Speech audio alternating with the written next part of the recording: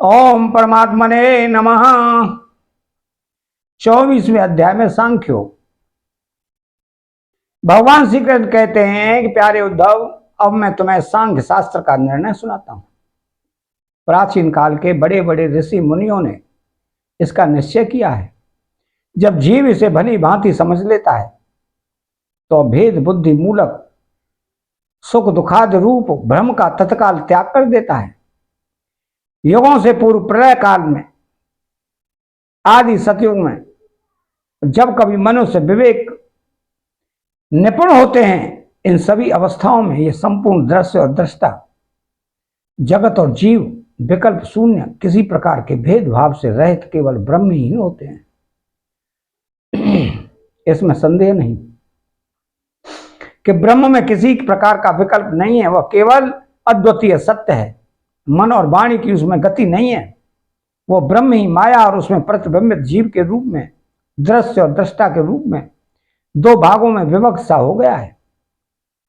उनमें से एक वस्तु को प्रकृति कहते हैं और उसी ने जगत में कार्य और कारण का रूप धारण किया है।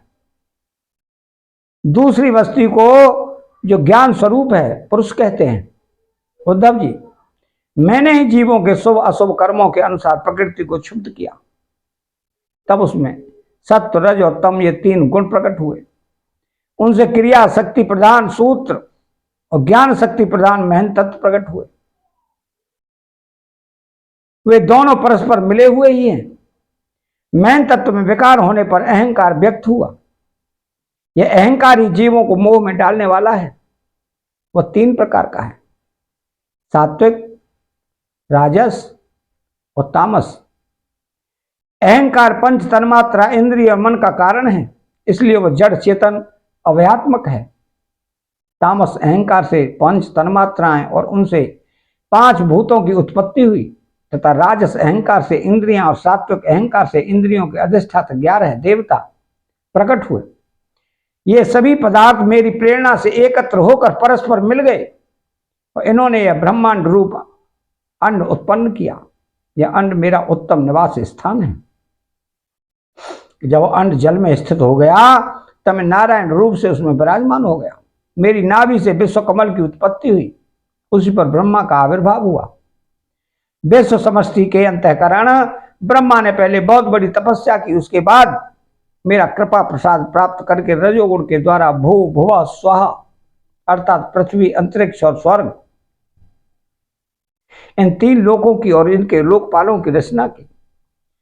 देवताओं के निवास के लिए स्वर्गलोक, भूत देव प्रेत आदि के लिए भुवरलोक अंतरिक्ष, और मनुष्य आदि के लिए भूलोक पृथ्वीलोक का निश्चय किया।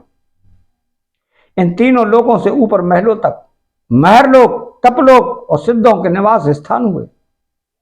सृष्टि कार्य में समर्थ ब्रह्मा जी ने असुर और नागों के लिए पृथ्वी के नीचे अतल, वितल, सुतल आदि 7 पाताल बनाए। इन्हीं तीनों लोकों में त्रिगुणात्मक कर्मों के अनुसार विविध गतियां प्राप्त होती हैं। योग, तपस्या और संन्यास के द्वारा महरलोक, जनलोक, तपलोक और सत्यलोक रूप उत्तम गति प्राप्त होती है, तथा भक्ति योग से मेरा परम धाम मिलता है। यह सारा जगत कर्म और उनके संस्कारों से युक्त है। मैं ही काल रूप से कर्मों के अनुसार उनके फल का विधान करता हूं। इस गुण प्रवाह में पड़कर जीव कभी डूब जाता है और कभी ऊपर आ जाता है। कभी उसकी अधोगति होती है और कभी उसे पुण्य गति, उच्च गति प्राप्त हो जाती है। जगत में छोटे बड़े, मोटे पतले जितने भी पदार्थ बनते हैं, सब प्रकृति और पुरुष दोनों के संयोग से ही सिद्ध होते हैं। जिसके आदि और अंत में जो है वही बीच में भी है और वही सत्य है। विकार तो केवल व्यवहार के लिए ही की हुई कल्पना मात्र है। जैसे कंगन, कुंडल आदि सोने के विकार और घड़े, सकोरे आदि मिट्टी के विकार पहले सोना या मिट्टी ही थे, बाद में ही सोना या मिट्टी ही रहेंगे, अतः बीच में भी वे सोना या मिट्टी ही हैं। पूर्ववर्ती कारण महन तत्व आदि भी जैसे परम कारण को उपादान बनाकर अपर अहंकार आदि कार्य वर्ग की सृष्टि करते हैं, वही उनकी उपेक्षा भी परम सत्य है। तात्पर्य यह है, अब जो जिस किसी भी कार्य के आदि और अंत में विद्यमान रहता है वही सत्य है। इस प्रपंच का उपादान कारण प्रकृति है, परमात्मा अधिष्ठान है और इसको प्रकट करने वाला काल है। व्यवहार काल की यह त्रिविधता वस्तुतः ब्रह्म स्वरूप है। मैं वही शुद्ध ब्रह्म हूं। जब तक परमात्मा की ईक्षण शक्ति अपना काम करती रहती है तब तक उनकी पालन प्रवृत्ति बनी रहती है। जब तक जीवों के कर्म भोग के लिए कारण कार्य रूप से अथवा पिता पुत्रादि रूप से यह सृष्टि चक्र निरंतर चलता रहता है। यह विराट ही विविध लोकों की सृष्टि स्थिति और संहार की लीला भूमि है। जब मैं काल रूप से इसमें व्याप्त होता हूं, प्रलय का संकल्प करता हूं, तब यह भुवनों के साथ विनाश रूप विवाह के योग्य हो जाता है।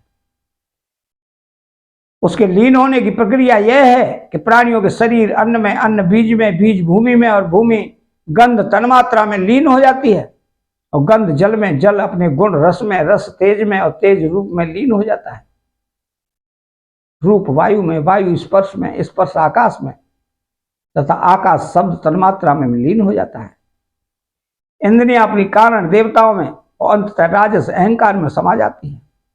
हे सौम्य, राजस अहंकार अपने नियंता सात्विक अहंकार रूप मन में, शब्द तन्मात्रा पंचभूतों के कारण तामस अहंकार में और सारे जगत को मोहित करने में समर्थ त्रिविध अहंकार महन तत्व में लीन हो जाता है।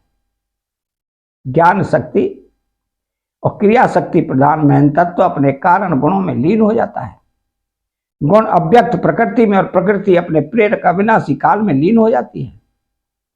काल माया में जीवन में और जीवन मुझ अजन्मा आत्मा में लीन हो जाता है।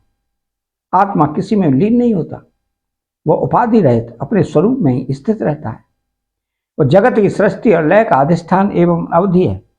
उद्धव जी, जो इस प्रकार विवेक दृष्टि से देखता है उसके चित्त में प्रपंच का भ्रम हो ही नहीं सकता। यदि कदाचित उसकी स्फूर्ति हो भी जाए तो अधिक काल तक हृदय में ठहर कैसे सकता है? क्या सूर्योदय होने पर भी आकाश में अंधकार ठहर सकता है? उद्धव जी, मैं कार्य और कारण दोनों का ही साक्षी हूं। मैंने तुम्हें सृष्टि से प्रलय और प्रलय से सृष्टि तक की सांख्य विधि बतला दी। इससे संदेह की गांठ कट जाती है, पुरुष अपने स्वरूप में स्थित हो जाता है। अतः चैनल को सब्सक्राइब करें, बेल आइकन घंटी को दबाएं और कमेंट बॉक्स में श्री राधे कृष्ण लिखें। जय श्री कृष्ण।